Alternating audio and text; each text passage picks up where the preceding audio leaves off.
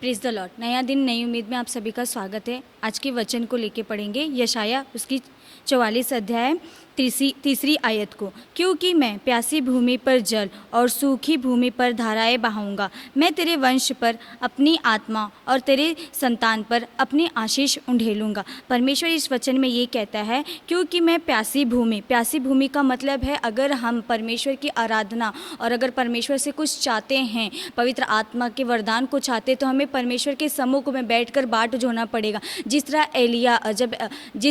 एलिया जब जा रहा था तो एलीशा ने उसे जब वो जाता था तो एलीशा उसके साथ साथ रहता था, क्योंकि वो जानता था कि अभी मेरे जो स्वामी उनको परमेश्वर उठा के लेके जाने वाला है। लेकिन जब एलिया जाने लगा तो एलीशा ने कहा कि जो परमेश्वर ने आपको वरदान दिया उसका दुगना अभिषेक मुझे चाहिए।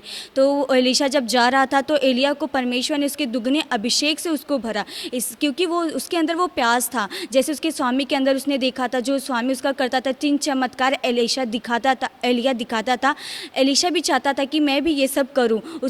इसीलिए जब परमेश्वर ने इसके प्यास को देखा कि एलिशा सचमुच ये चाहता है कि इसे इस्तेमाल करे लोगों के लिए, लोगों की भलाई के लिए, लोगों की सेवा के लिए, उसके चंगाई के लिए, तो उसी तरह एलीशा के जाते टाइम पे एलिया को दुगना अभिषेक से परमेश्वर ने भरा।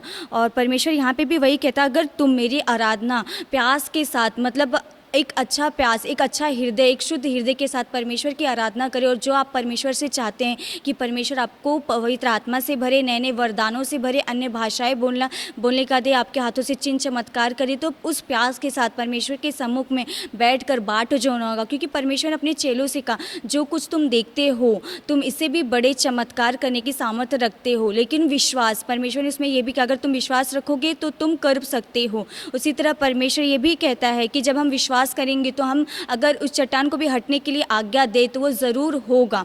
परमेश्वर ने आगे ये भी कहा, मैं अपना आत्मा उंडेलूंगा और तेरी संतान पर अपनी आशीष दूंगा। परमेश्वर मतलब हमारे आने वाले जनरेशन को भी परमेश्वर ने आशीषित करके रखा है। इसीलिए परमेश्वर अपना आत्मा हर एक के उंडेलने के लिए परमेश्वर देखता है, लेकिन परमेश्वर ये भी देखता है कि हम किस मन से परमेश्वर की उपासना कर रहे हैं, किस मन से उस वरदान को चाहते हैं, अपने लिए चाहते हैं या लोगों की भलाई के लिए चाहते हैं। कि परमेश्वर जब हमें उस वरदान से भरे तो हमें परमेश्वर का उस वरदान को कैसे इस्तेमाल करना है। इसलिए परमेश्वर कहता है कि उसका दुरुपयोग न करके परमेश्वर के मार्ग के लिए उसे इस्तेमाल कीजिए। हम प्रार्थना करेंगे।